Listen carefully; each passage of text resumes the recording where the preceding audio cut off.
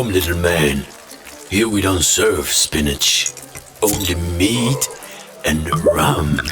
Hey, did you hear about LeBuck? Someone cut his finger and took it all along with his ring.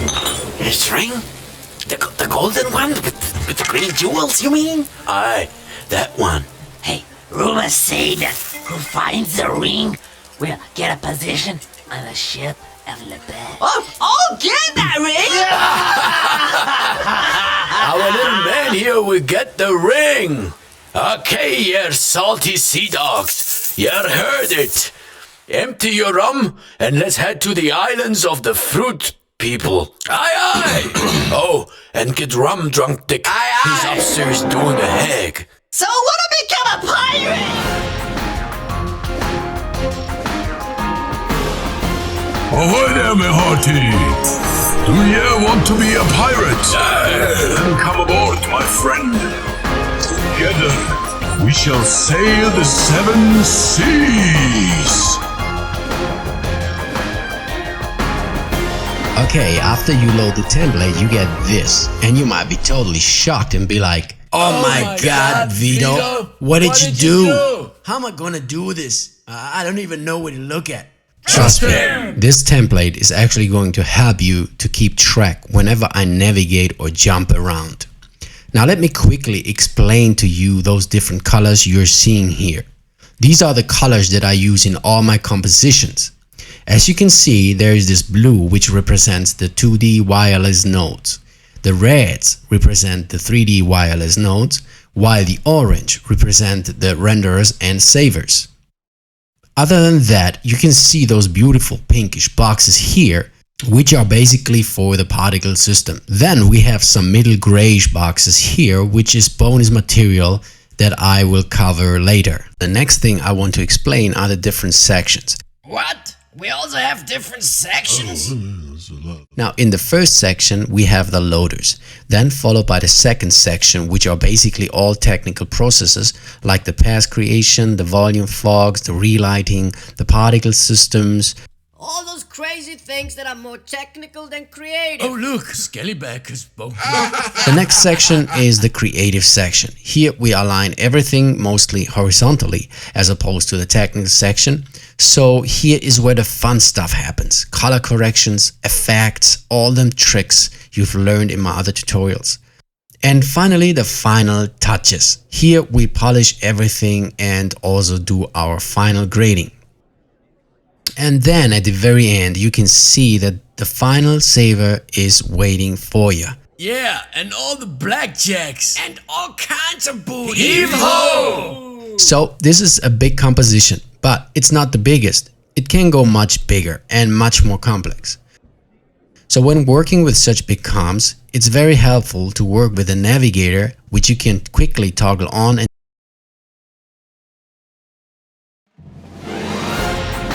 Okay guys, so let's get started with this episode.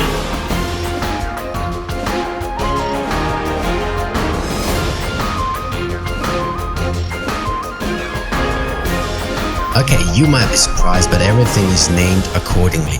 So it's very easy for you to follow me. That's good. Let's start here. As you can see, it says leaf color. So bring in a loader and navigate to the texture folder of the leaves. Select the leaf color. Bring in our viewer and the control panel. And let's hide the navigator. Then view the texture. Good. Now, before we continue, we have to do something very important. Since we want to work in linear space, we need to do a few things. First, click on this arrow. Then choose Gamut View. Then activate the lookup table, LUT. And after that, click again on the arrow and choose Edit. A window pops up here in the output source. Choose sRGB. As you can see, the image became brighter. This is because our texture source color space is not sRGB. We cannot work like this, so let's change that by adding a gamut node. Yeah, I'm gonna get some cactus fruits. You want some? And put the source space to sRGB. Now if you view it, it gets back to normal. with the difference that now you are in linear space. What the heck is linear space? Let's hook it into our output node. Now, whenever you load a texture or footage or whatsoever, you can hover over the loader and you will get all sorts of information about the footage. Always check whether your footage is in the right bit depth. This one here is in 32-bit float, so no need to change it. So let's get our next texture. Choose the leaf speck and hook it into the output, then view it. With this texture, we need to do the same, so let's just copy and paste the gamut over. Select the loader and Ctrl V to paste append. Now with the specular maps, we need to do something different. We need to shift the color information into the alpha channel. That is because in Fusion, specular maps only work when you have the specular map embedded into the alpha channel. To do so, it's actually super simple. Just add a boolean tool and in the toAlpha dropdown choose red BG. If you view it now, you can see it became transparent. Next, load the normal map. View it and hook it in.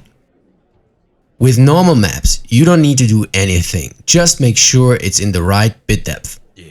Next, let's load our HDR map. Navigate to the HDRI folder and choose the Hall HDR. Hook it in and view it. Next, the ground diffuse. Navigate to the ground folder and choose ground diffuse.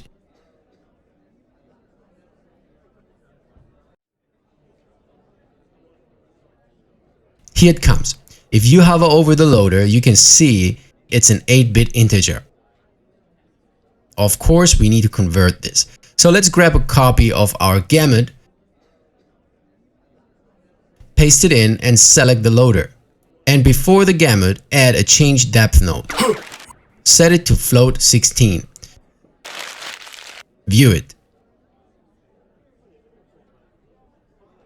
Now if you hover over the gamut, you can see it says 16-bit float. Good. Next, can you see the ground mask here? Aye. The ground mask is a mask that we derive from our ground texture here. We can simply do that by using a bitmap mask and branch out from the gamut. Drop it into the second viewer.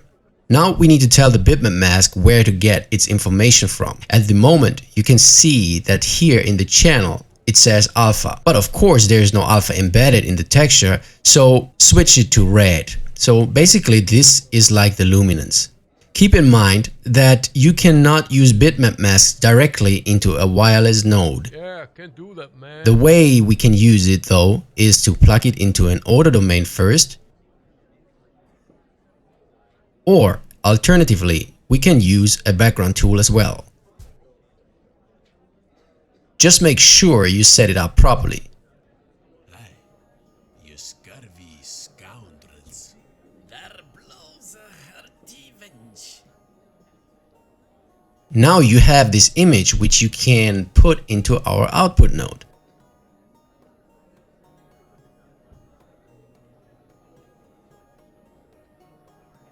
Let's do a few settings to our bitmap mask.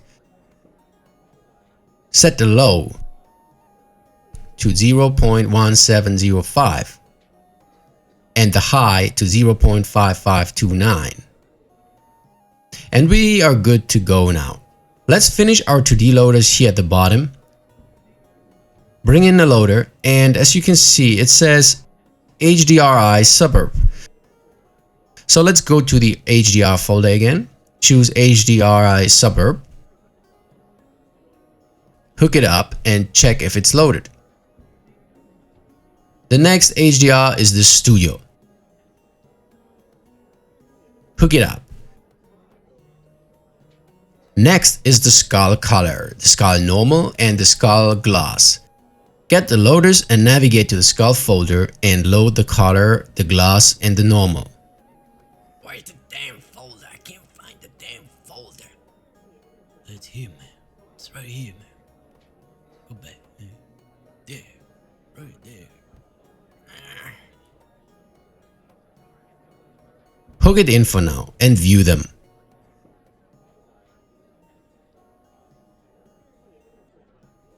Now with them skull textures, if you hover over them loaders, you will see that they're all 8-bit. We need to convert them, so let's just grab a copy of the gamut and the change depth node here. Paste them down here. Simply branch out here and hook it back in. Repeat this for the other textures. Yeah, but you don't want to do this with a normal map, man.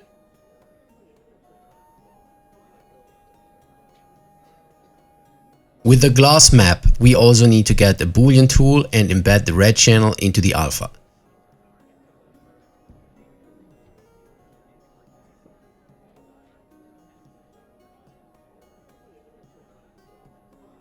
Great, so our 2D loaders are all fed and these ones are bonus material. Let's not worry about these for now. So let's move on to the 3D stuff. As you can see, here is where we place our camera. We will use and animate a Fusion camera, so let's drop in a camera 3D, hook it in. Now the only thing you have to change inside the film back drop down, you can see it's currently set to Filmgate TV 4:3. If you change this to Red One 16:9, you will get exactly the same camera as I have. Be careful. Whenever you create your own compositions, depending on the size of your world, this far clip value might be much too low. Yeah, we'll clip your scene. Next, let's take care of the ground. The ground displaced is just a simple shape 3D plane displaced using our ground texture. Hey, I heard in the city they're using this thing called vector displacement. Yeah, what is it? Yeah, I don't really know. Now, the first thing we do is we need to rotate this plane so it faces downwards. In the Transform tab, in the X rotation, enter -19. Then go back to the controls and uncheck the lock with hide. We want to use the same aspect ratio as our texture.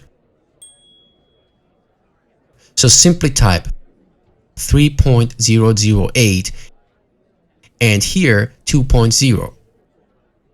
For the subdivision width and height, in the best case, this should be the same as the resolution of the texture used for the displays, simply because every pixel will displace one vertex. However, for the sake of performance, let's use a low resolution for now.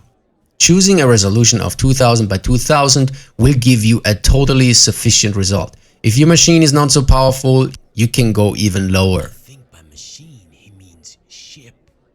Let's switch on the shading here and bring in a Displace 3D. And now we're gonna use our ground texture to derive our grayscale displace map. Hook it into the mask and in channels choose red. If you hook this into the Displace 3D now, you can see it is much too strong. Go ahead and reduce the scale amount of the Displace tool to 0.04. Now it still doesn't look too good. This is because the resolution is not high enough for the amount of details we have in our Displace texture. Because we're gonna add our details using the normal maps, I suggest you blur this mask a little bit, and I used 0.057. Okay, basically this is our displaced ground. Oh, it's looking good, man. Hook it up to the output node and let's move on. Heave-ho! So whenever you import FBX objects or whatever objects, I recommend import it into an empty composition. Why is that? Why, you ask? Good and clean advice. Well, right there. if you import an FBX now, many times Fusion drops your imported objects somewhere inside your composition. Sometimes it even overlaps other nodes and it's so hard to find them. So try it. Go to a fresh composition, go to import FBX scene, navigate to the 3DMT FBX folder And let's bring in our object. First, import the stones. Click OK. As you can see, they pop up right in front of your eyes. Delete the transform node, we don't need it. And let's rename this, hit F2 and name it stones. Import the next object. Let's get the leaf animate. Don't get confused, this leaf is not animated yet. We're gonna do that later. Rename this as well, F2 leaf animate. And next one is the leaf scatter. Now these are a couple of objects, so it will take a little bit longer to import. As you can see, these are quite a bunch of objects. We don't want to see this in our comp, so let's just group them. With all them objects selected, press Ctrl G. Then F2 to rename the group. Leaf scatter. I'm a scat, man. You scumbag. Now let's import the final object. By the way, here you can see the grass. This is bonus material, so don't worry about this for now. Hey, did he just say grass? Navigate to the 3Dan folder. This stands for 3D animation. Here you will find the ring drop version 6.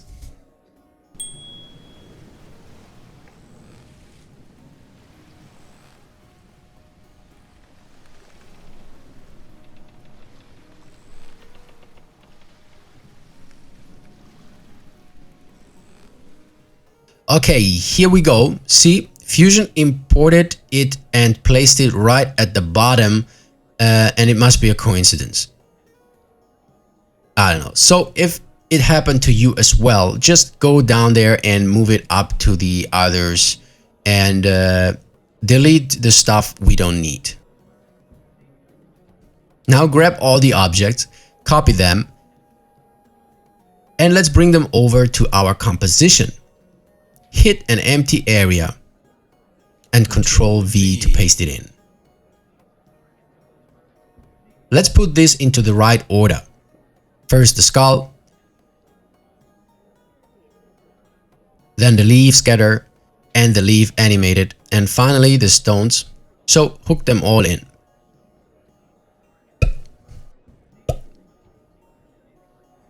Okay, so what are we going to do with this stuff? Yeah, what, man? First thing we want to do is we want to create a base we can work with. That means we need a camera, which we have to animate. We need to put the ground and the skull together to see the animation and to do adjustments if necessary. And we do that right now. Copy the ground, the skull, and the camera wireless nodes.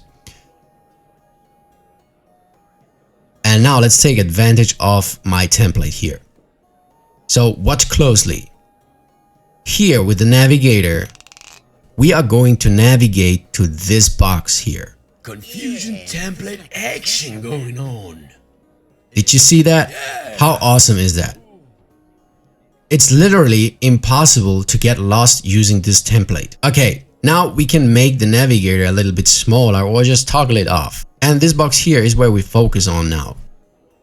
Click into it and hit Ctrl-Shift-V. And let's get all our stuff together. Add a Merge 3D node. And hook it all in together and view it. Hey, stop making those sounds. You annoying. We don't need this texture here, so let's remove it. Let's get just one viewer here. Okay, now this is our scene, and let's see how it looks. Hit play. This looks like crap. Oh, now this looks not dramatic at all. So first of all, the skull is in real speed, but we want it to be in slow motion. We are going to take care of that in a bit. Yeah, slow motion is good for you. Also, you can see that the skull is actually intersecting with the ground. In order to make final decisions though, we need to see through our camera, of course. So in the right hand lower corner, it's hard to see now. Yeah, put it up, wait. Okay, now. So here where it says perspective, just right click here and choose the camera.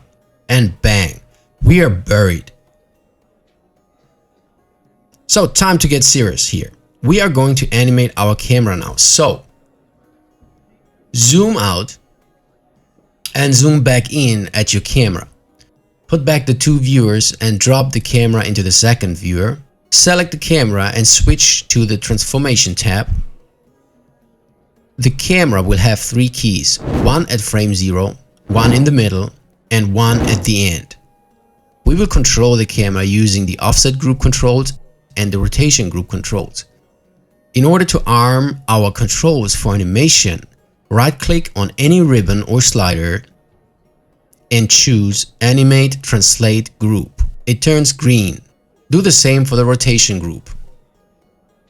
Now, in order to save recording time, I'm going to show you an image of the values. Just hit pause and make sure you get exactly the same values as I give you.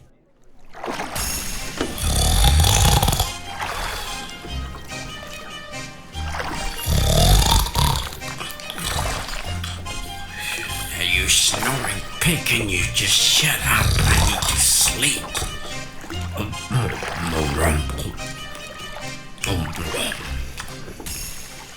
Okay, back. Now you should have the camera animated, and if we hit play, it should look like this. This looks a little bit weird, but in an interesting way. Now, you could see that in the middle, we have a hard transition. Let's fix that. With the camera selected, go into the spline editor and click on the main checkbox of the camera. Yeah, and better check the selection only button. There, it's good for you. Then hit Fit. Adjust the view and then select the keys here in the middle. Hit S to smoothen out the transition.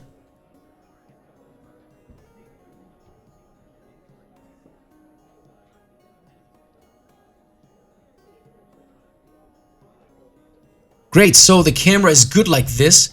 Let's take care of the skull. Go back to the flow and hit stop. The first thing we want to do now is we want to slow down the animation. We want to make it look more dramatic. So in order to do that, we can take advantage of the time stretch tool in Fusion. Select the skull and bring back up the spline editor. Now the first thing you're going to notice is there are some weird spikes going on here. This is actually a very common problem and occurs whenever you import an object that has an animated rotation which rotates over 300 degrees. Then Fusion gets confused and doesn't know which direction to rotate, so it would flip around 360 degrees. Since we know it's 360 degrees, we can easily fix that by counter offsetting it. Before we do that though, I want to show you what happens if we don't fix it. Playing it at the normal speed, you won't notice the 360 flip. Go in and select all keys. Then choose the time stretch tool, grab the handle at the end and stretch it up to frame 250.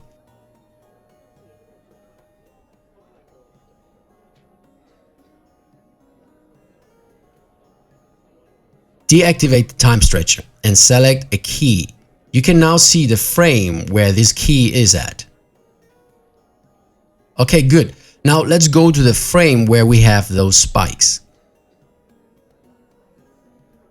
Check out the skull.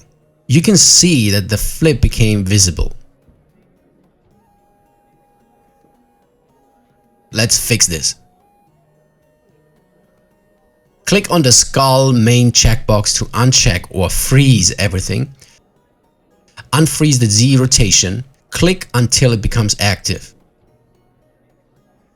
Next, select all false keys. Next, click on value until it turns to offset. The only thing you have to do now is type in -360 and bang! One spike eliminated. Select the rest of the false keys and repeat. -360. So here we go, animation fixed. Everything should be smooth now.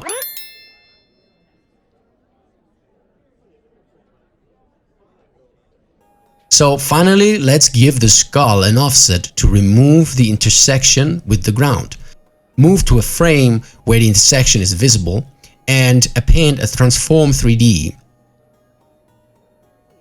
and shift this thing up to 0.032.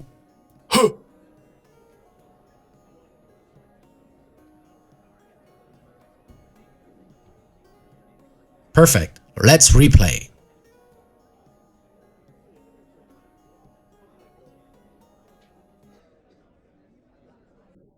So believe it or not, guys, this concludes the first episode of LeBuck's Ring. We brought in all our loaders and objects. We built a foundation which we can work with now. We have the basic elements like the animated camera, the skull and the ground, and now we can put everything together bit by bit. So I guess we better move on to the next episode where we will be creating the ground material and the ground render passes. So my name is Vito, I'll see you soon. Until then, enjoy what you're doing. See ya.